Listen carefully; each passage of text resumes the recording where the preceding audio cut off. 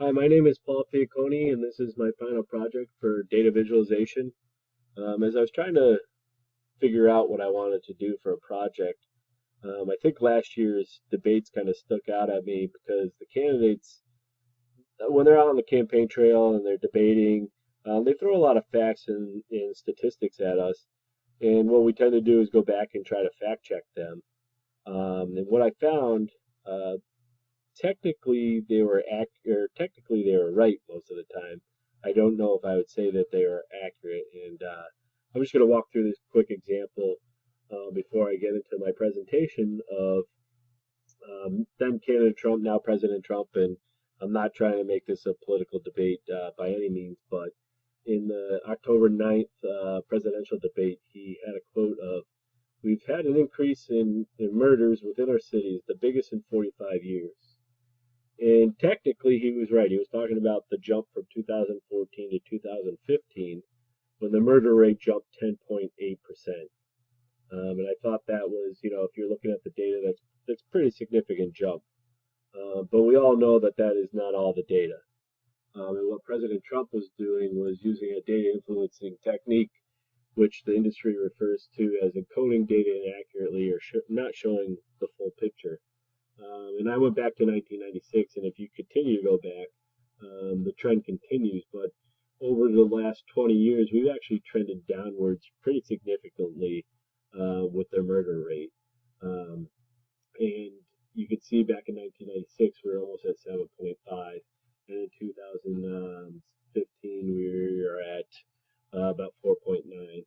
And one of the biggest reasons for the increase from 14 to 15 is you can see here that 2014 was the lowest it's been over the 20 years of the data that I'm presenting now. In 2015 is a little bit higher than the trend's been going on for the last couple of years. So that's why you see that significant increase at 10.8%.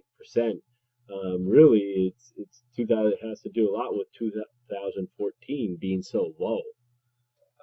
So I thought that was an interesting point to make and to show and illustrate how sometimes we don't use best practices and sometimes we intentionally don't use best practices. And I think we saw that throughout with both candidates in the presidential election. Um, but as I move forward in what I want to do for the presentation, the federal crime statistics are at such an aggregated level that I really couldn't get the minimum requirement of a thousand rows of data. And if I could, it probably would have been in the hundreds to, you know, to 200 million rows of data, in which Tableau Desktop doesn't really do a great job with. You probably want Tableau Server for that. So what I did is I selected a city to kind of review crime statistics, and I took Chicago. I think we've all heard throughout the media how much Chicago, the shootings and the murders and everything that's been going on over the last couple of years. And even President Trump brought up Chicago a few times, so I thought I'd just take a look at Chicago and build some dashboards and visualizations around their crimes. As you can see here, Chicago's kind of there with the nation. Their total crime trend is trending downwards over the last 6 years.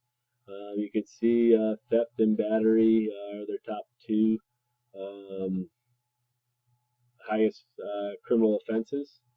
And as we move forward um, and we look at their violent crimes, and the FBI defines violent crimes with assault, battery, and homicide, with a couple others, but I thought I would just look at assault and battery and homicide together. And you can see that's trending downwards as well in a good direction. But if we just take a look at homicides, though, um, it oops, you could see that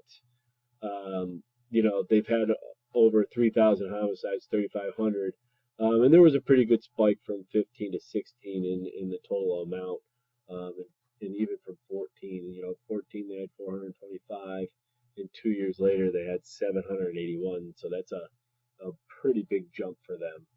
Um, But I thought I'd continue taking a look and seeing what's going on because maybe that's just not a trend. That is just an anomaly that one year. But I decided to take a look at their crime overall. And here you can see I made an interactive dashboard.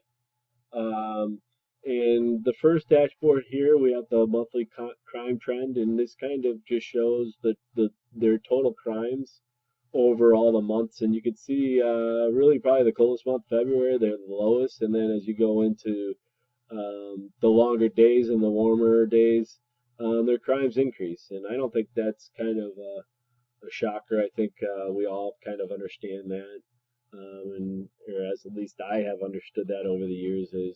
As the days are longer and it's warmer and people are out and about, typically more crime happens. I also made crimes by hour, and here's all the different variations of crimes here by hour. And again, I don't think there's much of a shocker, but during the day, there doesn't seem to be much crime going on. It's not until around 10 and 11 o'clock when really the upticks start. So it's not much of a shocker to see that. Down here in the lower left-hand corner, Chicago's broken up into districts, and I just had all the districts, and you can see the crime's fairly spread out throughout the districts pretty evenly. There's not one or the other that look like there's not much going on. And down here, I just have their top 10, so you can go ahead and filter off these, and they all adjust as you filter them. So you can kind of see what exactly is going on in the trends through the months and as well as in the districts, just to give you a better idea of this could help the police chief or commissioner in Chicago to understand maybe when to staff and how much to staff. Maybe they have to get some temporary help over the summer times, and some more training. But it looks like for the most part, Chicago falls in a pretty similar pattern. As we move forward in the presentation here, I then started thinking, I was doing a lot of counting of things, and I really didn't understand, how does Chicago stack up against other cities? So as you look at the big city murders, and I've got a couple of big cities here. We got New York, we got Detroit, Baltimore, New Orleans, and St. Louis. And you can see really New York has a lot of the numbers. They kind of fall similarly to Chicago, though Chicago is kind of upticking, and it looks like New York is coming down. But if you look at St. Louis, they are actually pretty much, they end up, having the second most or second least murders here by count, and Baltimore is here.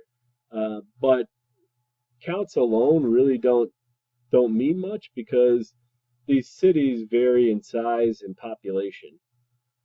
So on the contrary, so you could really, tell a story around this data about how New York and Chicago are out of control. Look at all these murders, 781, and it wasn't too long ago where New York was 536. But that's where murder rate comes into play. And murder rate's defined as a number of murders per 100,000 people. So let's take a look down at the murder rates now. You could see that New York was actually on top here, and they're actually on the bottom here. And that's because though they have a lot of high instances of them, they also have a very big population. And then again, the second least number of murders was St. Louis. They actually ended up with the most at 59.30 murders per 1,000 people. And Chicago ended up right in the middle of the pack, about 28.97. So they would be down, somewhere pretty significantly. They actually would be the second lowest. So when you start thinking about Chicago and murders, and the number of murders, when you stack them up against some of these other bigger cities or other cities, um, their murder rate's actually significantly lower than some of them.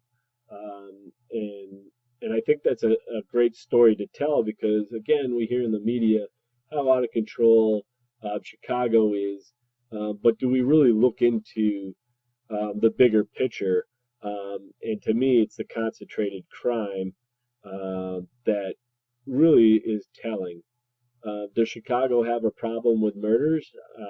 I think that if you were to ask me that, I would say anybody being murdered is not right and should never happen. But I think comparatively to other cities around the U.S., Chicago is not even close to being the top. Um, and ultimately, that's all I put together for this presentation. I hope you enjoyed it, and I hope that it kind of opens your eyes to kind of look at the data a little bit more holistically in understanding the influences of data and sometimes how people can influence your opinions on them. So I hope everybody has a good summer and see you guys in the fall. Thank you very much.